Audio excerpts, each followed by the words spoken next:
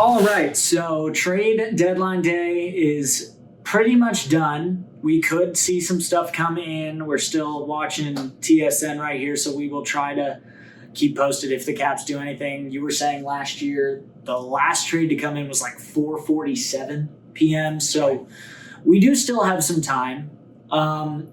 It's been a pretty crappy deadline overall. I think just in terms of guys moving, I know there were 45 guys on like the TSN hot board and one got moved in Braden Shen, I think. Well, now we're probably up to about 5 with the guys moving, yeah. But very light day. I think they said the lightest before this was 19 trades, and we were at 13. I think it just turned to 15 with the latest ones coming in. It'll be interesting if we even get to 20 at this point with the way it's going. So I think we have to start with the thing that's most important to Caps right now and to this organization. We traded John Carlson. We came on here, talked about all the things we thought the deadline would be, and we were blatantly wrong. I will say I don't think it's on us much that we were wrong, because we only wanted what we had been told, and that was get a top 6 skilled winger. We didn't get a top 6 skilled winger. We got a defenseman and a forward, and we'll get to that. But we end up sending John Carlson in what I think is a good deal, in my opinion. But is it worth the turmoil it's causing in this room? And you could just tell. I mean, it's heartbreak. It's pure heartbreak right now. So, Dad, we'll start with the Carlson trade. You get a first round in 2026 or 2027. Now, that completely depends on if the Ducks make the playoffs. So they're in a good spot for that now. But we'll have to see. That's conditional. And then the other one we have is a 2027 third. I believe that came with him. So it was a really good return, I think, for a solid for a 36-year-old defenseman who was going to be a free agent. And when you look at it that way, that's how the deal's good. Right. When you look at it and losing John Carlson, it hurts. Yeah, I think the first thing is we didn't necessarily expect us to be somewhat sellers. It looks like we were a little bit of buyers. Apparently, it's been the 2 games, Montreal and Utah. Right. Nick Dowd, was the first blow. Certainly, I think for the team. Very well respected in the locker room, strong in the community, all those kinds of things. So I think that was the first surprise. That was a goalie from the AHL, a couple of picks, can't remember which one, second round, third round picks, I think. I think a second and round there. So that was a bit of a blow, and you'd already kind of heard on Thursday some of the comments from the Caps on that one, and then obviously John Carlson was a surprise too. Nick Dowd is 35, John Carlson is 36. John Carlson was going to be a UFA this summer. They got a real good value for a rental. I mean, they got first round pick. One of those 2 years. They got great value from both of those trades. For Dowd, you got great value for 2 older guys.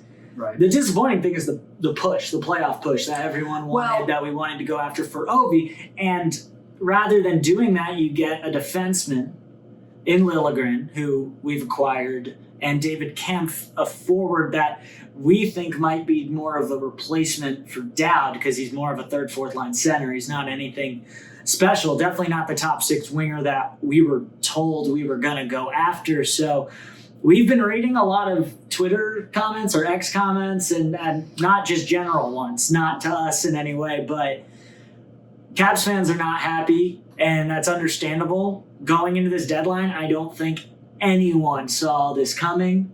Pierre LeBrun put out a little statement of someone maybe that would surprise, and he said John Carlson, but I don't think anyone actually thought that was that serious. Even he said he'd be shocked. So that's a tough one, but like we said, I think the return is good. I think it's what they need if they want to go towards the future. I think today was a future move. It was about the future. It wasn't about a playoff push this year. It was about making this next era better. That's what it seems like to me. Yeah, and I think I agree. That's kind of what we're seeing as a result. Oh, and also, yes, it's Jesper Vikman, 2029 third round pick, and a 2027 second round pick for Dowd. Right. And 2029 second, 2027 third. right. And, it sounds like we've got like 22 picks in the next 26 and 27 draft rounds. So, they're stocking up with that. I think,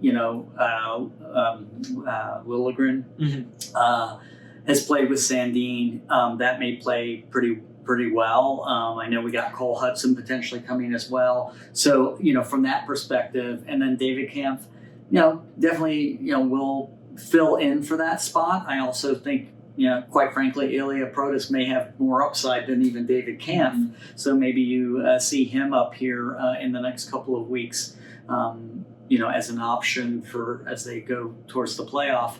But I do think the issue is we wanted a playoff push. We wanted to see some trades, in part because you got $13 million. I mean, Dubois been sitting on 26. 26. Yeah, We got rid of Carlson. Yeah. Dowd. Yeah. $26 million to work with. Yeah, so, And nothing happened. Yeah. Nothing happened. Right. You're not that far off. right. You sold, and maybe they think they're getting better, but Lilligren is projected a second line guy, second, third. Yeah. And yes, he has the chemistry with Sandin, so that could be a good thing. But none of those moves say we're going for the playoffs. Not a single one makes that statement. And I think every Caps fan has a right to be disappointed. Also, something to note, it was a seller's market to an insane level. Apparently, the asking prices were next level to the point where it seems like a lot of teams weren't even willing. Vincent Trocheck was the number one guy on people's boards. He didn't move, didn't go anywhere. Right. So it was a weird deadline, and it was a weird deadline that we didn't expect. And I think probably the seller's market affected that, where the Caps may have seen, you perked our ears. You brought up John Carlson and offered a first. That's interesting. Yeah. So maybe those types of things happen where being a seller was benefiting them a lot. Right. And Chris Patrick felt that was the right move. I don't know if that was the right move. The way it's looking with the locker room, and I think that's something we can move to now and we'll talk. We already talked. Kempf, fine addition. Lilligren, fine addition. These are not gonna change our season by any means, I don't think. Well, I mean, there's certainly maybe some confidence in the room that John Carlson and Nick Dowd are great players. If you listen to Carberry and some of these folks, yes, they're big losses. But I also think Carberry, Tom Wilson, they're big boys. They got to go out. They got to play against Boston. He said, cry today. He said we may cry. Some of these guys, I'm not quoting, I'm paraphrasing, but some of these guys want to cry. And we will cry today, and tomorrow we got to be big boys and play hockey. So that is the truth. And they're not far off. And apparently the message from leadership was keep pushing. You're right there. Right. And so these are hockey players. These are professional competitors who want to win. They're going to push. This playoff push is still alive. Right. We're treating it like it's alive. Right. We're disappointed in how it's been handled. Right. And again, just to give you a sense of this, just looking at Twitter, there was a reference to a Tim Gleason trade in 2015, and I think that kind of George McPhee days is giving you a sense of kind of how people are reacting to this. And it's just it's not, when you make a move like John Carlson and Nick Dowd, and I was saying this all day, you as a fan, you're making a presumption that it's a chessboard and they're making a series of moves that are cascading towards something that's big. You hope, right? And that's what your hope is. And so in the absence of that, you kind of look at this and go, okay, yeah, you got good assets, but what better time do you have to add a real key person that allows you to go aggressively for the playoffs? Yeah. And it's when you have available cap space and you can go after someone and you have lots of assets. I mean, I can't imagine with all the buzz that was talking about TVR, Miro, LaPierre, we had assets that, a lot of people think we should have been willing to let go or do without, in order to gather a player of the caliber that could take us to the next step. I mean, the interesting thing is, like Nicholas said, 45 players on the TSN board, and probably less than 10 went. People like Evander Kane, all of these types of players. Right here, you guys can't see it, but of the top 5, the only one that moved is Bobby McMahon. Everyone was talking about this Robert Thomas deal like it was going to be insane. It hasn't even happened. Right. It's probably not happening. I mean, we're getting later and later and into this deadline, and it just doesn't seem like anything's really popping. We all hoped it would be a really exciting day, but it's ended up being actually more emotional and more crazy and chaotic. Yeah, and candidly, we have a game at 12:30 matinee. Yeah, we're never good at matinees. We never start well anyways, and then you give us a matinee. So a day after we get rid of two heart and soul players. Right. Talk about a slow start that's coming against Boston. Right. Well, and again, I think that's kind of the benchmark, to look at this locker room and really figure out, like, how are they going to respond to this? And I think tomorrow's game will be a telltale. I mean, we've got to win. It's a 4-point game essentially against Boston Bruins. I know it's tough. I'm sure it is from an emotional perspective. You're going to get on a flight or a bus or train or whatever they're taking up to Boston, and you got 2 guys that aren't going to be there. You did say, first episode, you said, I got to see someone new in the lineup. And you're right. And you're right, we are going to see someone new. But I said it on our X account as well. Just, Kempf is not a top 6 winger. Right. And we thought we were going after a top 6 winger. It seems like the Montreal game and the Utah game just completely changed the plan. And then everything became sell. We thought it would be nothing but buyers this year because of how close everyone is. Yeah. Instead, it seems like everyone was like, no, your price is too high. So we are just going to, stay the same and muck it up with everyone else. Here's the problem, though, and it kind of comes back to Chris Patrick. For last year, top 6 winger.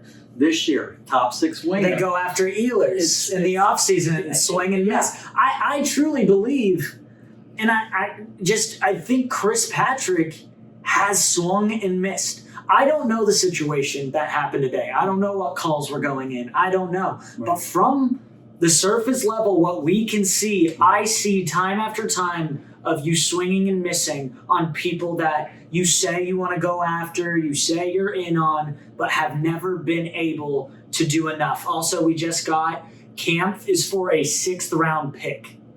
So that kind of tells you the depth we're getting there. That's the level of a guy we're getting. But the thing is, I will say, if you're saying that's going to be Nick Dowd's replacement, or that's who plugs in lower in the lineup for Dowd as a center, we got a 2nd and a 3rd for Dowd and an AHL goalie. Right. And that back to that, the AHL goalie thing, I thought we'd see Lindgren move. Right. You have a $5 million backup goalie? Right. And then there's teams that need goalies. Mm-hmm. But just Montreal didn't make a play. Obviously, that's within conference, and we see them in the playoffs, so I don't know if you want to help them out in that way, obviously. But, yeah, there were a lot of things where we were like, all right, it could happen, and it just didn't. And I just think Patrick has now consistently showed us that he can't finalize the deal. He can't get the deal done. The only other thing I think that I would say is that, is this a nod to we've got, Chris Stahl is having a phenomenal year in Hershey, high number of assists, essentially a left winger. So, Ovi retires. You've got potentially Chris Stahl on the left wing, maybe first or second line. You've got Ilya Protas coming up, with, kind of a center position.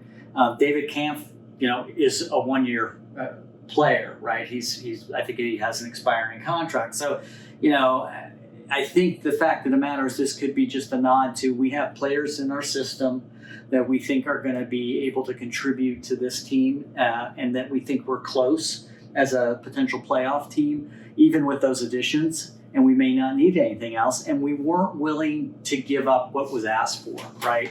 And ultimately, I think that means we have 22 picks over the next 2 years, which makes drafts very exciting, very interesting. But certainly, I think it was not what people were expecting. So, No, not at all. But we'll see how the gang reacts to the game tomorrow, and hopefully we can win one up in Boston. Yeah, Timothy Liljegren, that one just came in for a 2026 fourth round pick. So it seems like teams had to really drop their prices towards the end of the day to get deals done if you wanted to dish someone and get anything out of it. Right. So that's what it kind of seems like with Liljegren and Camp, like very just, throw late round picks at them with the fourth and the sixth. So didn't give up too much. Like you said 22 picks. Now it's probably 20 around that range. Still a ton, still great prospects. And that actually, before we wrap up, that's a good point.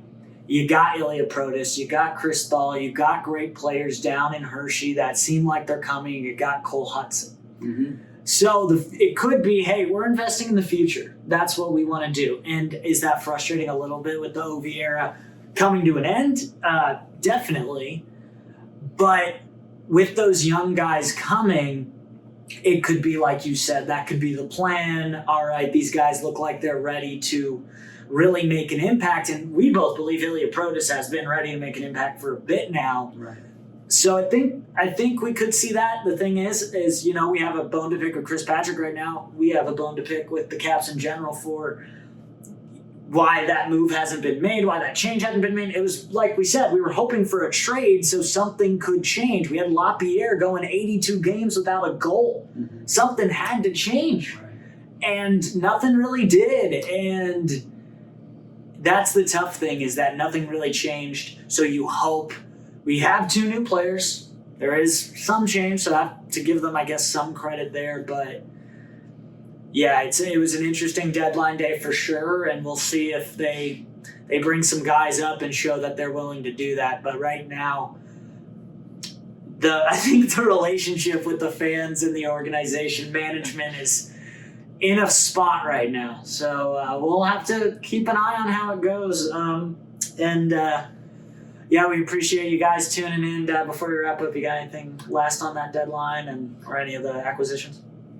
Nope. I just think Chris Patrick can't go out in the public and make statements and claims and not follow through. We'll have to, and that's going to be kind of a topic of our next podcast. We'll be covering the next 3 games, and we'll have a lot to chew on. I think by then we'll have a good idea. Because we'll have a reaction to what are we doing without a John Carlson in the lineup? What are we doing without Nick Dowd in the lineup? Let's see how we actually perform over the next 3 games. And does Cole come up and actually make an instant impact? We're all just assuming he's going to be Lane, but we don't know. We